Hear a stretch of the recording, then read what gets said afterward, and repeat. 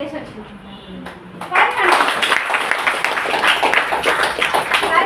ఇలా నించొని పైకి అట్లా పోతుంటే అదొకటి చూడడం తెలుసు.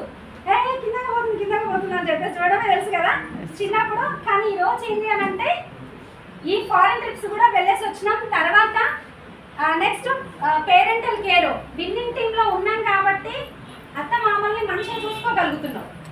అదే ఇప్పుడు మనము విన్నింగ్ టీంలో లేకపోతే ఎంతసేపు అందరి మైండ్ సెట్లు ఎలా ఉంటాయో తెలుసా? మా ఇంటికాడ మా అమ్మ నాన్న అయితే బాగుండాలి, కానీ మీ అమ్మ నాన్న అయితే బయటికి పంపిస్తావా పంపించవా? మా అమ్మ నాన్న అయితే మంచిగా ఉండాలి ఇంటికాడ. మన వదిన మరదలు ఏమని అన్నది అనుకో, అది ఎట్టేటంటే వస్తున్నాగని చెప్పేసి అంట మేడం అంటామా? అంటాము. కానీ మన అత్త మామయ్య ఉంటే ఏంటి ఎన్ని రోజులు ఉంటారు ఇంకీడ పంపిస్తావా లేదా?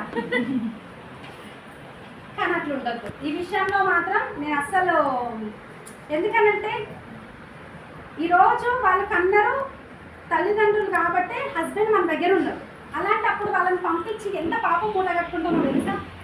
చాలా పాపం అది. కాకపోతే ఏంటి అంటే ఈరోజు వాళ్ళ అత్తమామ రేపు పొద్దున మనకు కూడా అయితే కదా.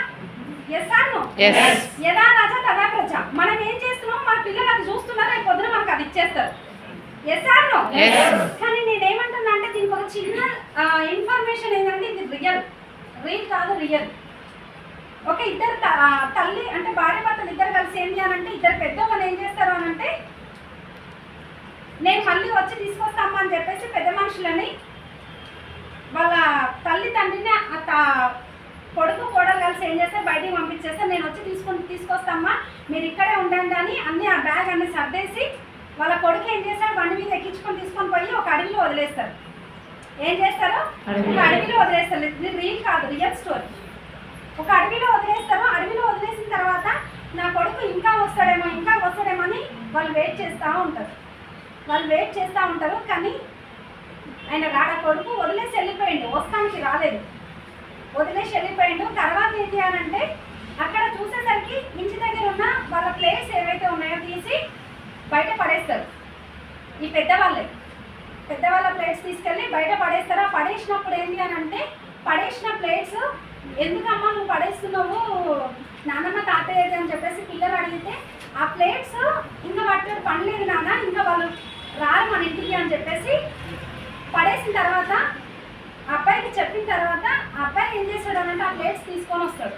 అరే వాళ్ళతోటి పని లేదురా వీటితోటి మళ్ళీ ఎందుకు తీసుకొస్తున్నావు అని అంటే రేపు పొద్దున మేము కూడా పెద్దోళ్ళం అవుతాం కదమ్మా, మరి మీకు కూడా అదే ప్లేట్లోనే పెట్టాలి కదా అని చెప్పేసి.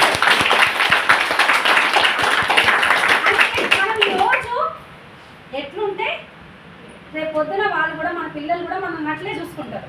మీరు ఎంత సంపాదించిన సంస్కారం నేర్పించలేదు అనుకోండి, ఏమవుతుంది? బూడిదలో పోసిన పన్నీరు అవుతుంది.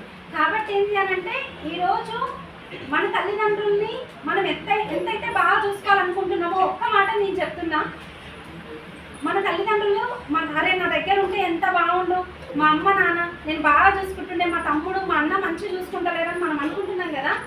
అక్కడ మీరు నిలబడి మీ అత్త మామని మంచిగా చూసుకోండి. అక్కడ మీ అమ్మ నాన్నని వాళ్ళు బాగా చూసుకుంటారు. బాగుంటుందా? బాగుంటుంది. ఒకటి ఏంటంటే ఇక్కడ మనం ఆలోచించే విధానంలోనే ఉంటుంది మంచి చెడు అనేది. కానీ బిఫోర్ వెస్టీజ్ నేను కూడా ఆర్డినరీ పర్సన్నే, నాకు కూడా కోపం వస్తుంది. కాకపోతే ఏంటి అని అంటే ఆమె కోడలాగానే చూసుకొని నేను మా అమ్మలాగా చూసుకుంటా, ఆమె కూడా కూతురులాగా చూసుకుంటుందా లేదా? Yes or no? చూసుకుందాం అట్లా. అమ్మ నాన్నల్ని అత్త మామల్ని బయటికి పంపించేద్దామా? ఎక్కడన్నా కనిపిస్తే చాలా బాగా అనిపిస్తుంది. కాబట్టి ఏంటి అని అంటే మనం మారదాం, జనం మారడం కాదు, ఫస్ట్ మనం మారితే జనం. Yes or no? ఫస్ట్ నేను మారితే చాలు, వేరే వాళ్ళ గురించి అవసరం లేదు. ఓకేనండి? మనుషుల్ని మనమే కదా, మానవత్వం అనేది మన దగ్గర ఉండాలి, ఇంకెవరి దగ్గరనో కాదు. వేరే వాళ్ళ గురించి మనం చెప్పుకుంటాం అన్నమాట, వాళ్ళు అట్లా చేస్తున్నారు, వాళ్ళ పేరెంట్స్ని ఇట్లా చేస్తున్నారు అని. మరి నువ్వేం చేస్తున్నావు